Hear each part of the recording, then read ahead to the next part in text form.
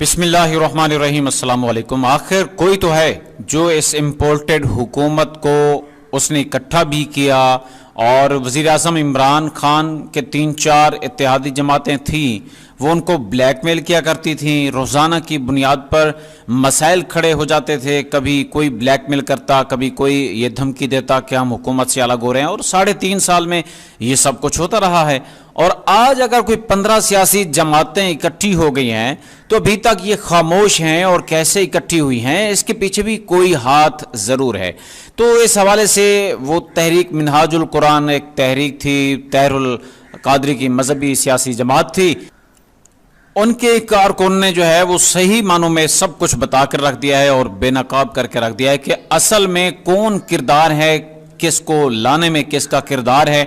और उसने कहा कि हमारे पास बिल्कुल पक्के सबूत हैं, और वो पूरी तरह से पूछ रहा है पाकिस्तान की फौज से, पूरी तरह से पूछ रहा है कि आखिर ये सब कुछ क्यों हुआ, जो कुछ उन्हें कहा गया उसके उलट फिर क्यों हो गया, राना सनाउल्लाह को और इन जैसे तमाम लोगों को हम पर मुसल्लत क्यों किया गया है। एक कड़वा सच है, कड़वी हकीकत है, और अंदरूनी कहानी जो है वो आज आपके सामने रख रहा हूं। आपने इस वीडियो को आखिर तक देखना है ताकि दूध का दूध और पानी का पानी हो जाए। कि हम उठते हैं और फिर हम मकसद मेरा सवाल ये है, मैं आज पाकिस्तान की सिक्योरिटी एजेंसी से पूछ लेता हूं कि 2014 के धरने में तो आप मुझे बताते थे या हम सब लोगों को बताते थे कि राना सनाउल्लाह इतने अफराद का कातिल है। आप हमें ये एविडेंसेस देते थे कि ये शहबाज शरीफ के ऑर्डर्स के ऊपर ये कत्लेआम हुआ मॉडल टाउन के अंदर। हमें यह बतलाया जाता था कि दाता साहब के बम धमाके के अंदर या मुख्तलिफ शराइन्स के ऊपर जो बैंड आउटलेट्स का जो उनका इन एग्जैक्ट सेंस या इन लिटरल सेंस जो उनका प्रमोटर है वो राना सनाउल्लाह है। तो आज क्या सूरत हाल बनी कि जिन लोगों को आप हमें यह भी बताते थे कि बलूचिस्तान के कौन से लोग कोयटा में होने वाले बम धमाके के अंदर अफगानिस्तान की इंटेलिजेंस एजेंसी के साथ मिले हुए हैं, आप हमें डॉक्यूमेंट्स देते थे, आप हमारे सामने डॉक्यूमेंट्री एविडेंसेस रखते थे कि ये मियां नवाज शरीफ साहब का वो फार्म है, मेरे पास अभी भी मौजूद है रियल शेप में। और कमाल देखिए कि मेरे वालिद जब मुस्लिम लीग के साथ थे और हम मुशर्रफ साहब के खिलाफ थे, तो जब वो सऊदी अरब में मियां साहब को मिलने के लिए गए तो हरम शरीफ में बैठे हुए अब्बा ने ये पूछा कि मियां साहब पाकिस्तान में बात हो रही है कि आपका कोई एग्रीमेंट साइन हो गया है। तो वो कहने लगे कि साहब मैं गवाह हूं इस चीज का और मैं कुरान के ऊपर इस चीज की कसम दे सकता हूं कि वो कहने लगे साहब झूठ बोला जा रहा है, मैं हरम शरीफ के अंदर बैठा हूं, ये मेरे सामने खाना काबा है, मेरा कोई एग्रीमेंट साइन नहीं हुआ। और अब मेरे पास वो एक्चुअल एग्रीमेंट है जिसका फाइल नंबर भी मौजूद है, जो रिकॉर्ड के अंदर जाके चेक किया जा सकता है। तो फिर मेरा पाकिस्तान के जिम्मेदारान से या हम सब का यह सवाल नहीं बनता कि जिन लश्करों के खिलाफ, जिन कलअदम जमातों के खिलाफ, जिन तालिबान नवाज लोगों के खिलाफ, जिन रियासत दुश्मन अनासर के खिलाफ आप हमें बताते रहे कि ये पाकिस्तान के गद्दार हैं, ये पाकिस्तान आ गया तो ये जनाब मोदी का जो एजेंडा है वो पाकिस्तान के अंदर लेके आएंगे, तो आज जब वो यहां पर आ गए हैं तो आप इन्हें सैल्यूट फिर किस मुंह से कर रहे हैं? फिर इसका मकसद ये है कि पाकिस्तान के अंदर गैर मुल्की ताकतों का एजेंट बनकर या साम्राज्य का एजेंट बनकर आप अपनी इज्जत भी करवा सकते हैं, आप ऐवाने इक़्तिदार में भी पहुंच सकते हैं। और अगर आप पाकिस्तान की बात करेंगे, अगर आप यहां पर कत्ल, और सबसे पहले तो इस्लाम के अंदर कंटेम्प्ट ऑफ कोर्ट का कोई कॉन्सेप्ट मौजूद नहीं है। हमारे यहां प्रॉब्लम यह है कि हम उन फैसलों को भी डिफेंड करना शुरू कर देते हैं। कंटेम्प्ट ऑफ कोर्ट का क्या मतलब हुआ? जनाबे वाला मॉडल टाउन की वो बच्ची बिस्मा आपकी अदालतों के बाहर रात सारी रात बैठी रहती है, तो रात 12 बजे उसकी अदालत तो नहीं खुलती। यहां पर बच्चों को चाइल्ड मोलेस्टेशन होती है, यहां पर रेप होता है, यहां पर कत्लेआम होता है, यहां पर लोगों की इज्जतों के साथ खेला जाता है। लेकिन हमारी अदालतों में तो वो केस 20-20, 25-25 साल। यहां पर तो एक कातिल एमएनए वो दुबई से पाकिस्तान आता है, वो वोट डाल के जाता है।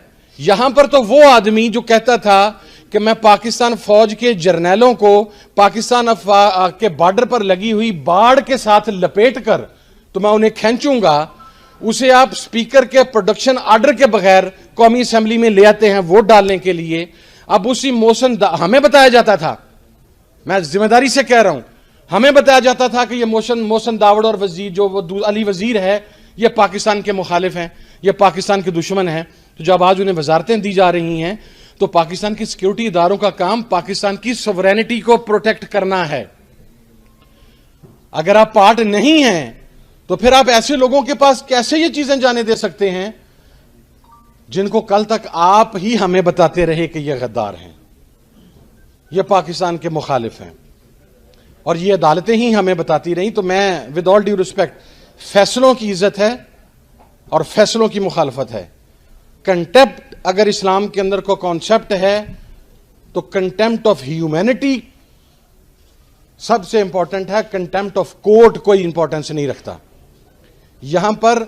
जो और जब आपका निजाम साम्राज्य के तहत चलेगा, जब शरीयत का कॉन्सेप्ट ही मौजूद नहीं होगा, मेरा सवाल है, तो जब तक यहां पर इंसाफ और कानून यहां पर नहीं आएगा उस वक्त तक आपका हुक्मरान फलस्तीन और कश्मीर के लिए आवाज बुलंद नहीं करेगा। किसी बारे मेरे भाई को नागवार गुजरे तो मैं उसके ऊपर माजरत खा हूं। जब मुस्लिम हुक्मरानों की जायदादें, उनके बच्चे, उनके इंटरेस्ट वो आज की दुनिया के सबसे बड़े शैतान मुल्क अमेरिका के अंदर होंगे, तो फिर आप उनसे ये एक्सपेक्ट नहीं कर सकते कि वो फलस्तीन के इशू के ऊपर बात करें। ये बड़ी एक रिटर्न रियलिटी है, और बल्कि मैं कहता हूं ये इतनी तल्ख है। कितने अमेरिकन्स जो एक्स प्रेसिडेंट्स हैं, उनके कांग्रेसमैन हैं, उनकी जायदादें ब्रिटेन में हैं या यूरोप में हैं?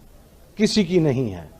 हर अमेरिकन जो स्टेक होल्डर है, जो उस मेन ओहदे के ऊपर आता है, वो मरने तक अमेरिका के अंदर ही रहता है। आपके हर हुक्मरान की जायदाद भी अपने रिस्पेक्टिव कंट्री से बाहर है, उसकी औलाद भी रिस्पेक्टिव कंट्री से बाहर है, उसका इंटरेस्ट भी रिस्पेक्टिव कंट्री से बाहर है। जनरल रहील शरीफ साहब सऊदी अरब तशरीफ ले गए, उनके लिए ये एजाज क्या कम था कि वो वफाद पाकिस्तान के सरबराह थे। और एक कॉन्सेप्ट होता है कि रियासत के ये जो जिम्मेदारान होते हैं ये अपनी कैपेसिटी के अंदर भी एक रिस्क होते हैं, क्योंकि इनके पास स्टेट के राज होते हैं। हमें सियासतदान तो नजर आता है कि वो लंदन में जाके बैठ जाता है या वो ब्रिटेन में, वो यूरोप में जाके बैठ जाता है, लेकिन हमें पाकिस्तान का वो साबका चीफ जस्टिस नजर नहीं आता जो अपनी चीफ जस्टिस के ओहदे से उतरते अपनी पूरी फैमिली को लेके अमेरिका में सेटल हो जाता है। हमें पाकिस्तान का वो जर्नल नजर नहीं आता जिसकी जिंदगी में ही उसकी पूरी फैमिली वहां पर सेटल हो चुकी होती है। हमारी टॉप सीक्रेट, जिसे हम प्रीमियर सिक्योरिटी एजेंसी कहते हैं, अगर उसके सरबराहान यूएई के या किसी और मुल्क के पेरोल के ऊपर बैठे होंगे, तो फिर क्या आप ये उम्मीद नहीं कर सकते कि हमारी रियासत के राज दूसरों के हाथ में जा सकते हैं?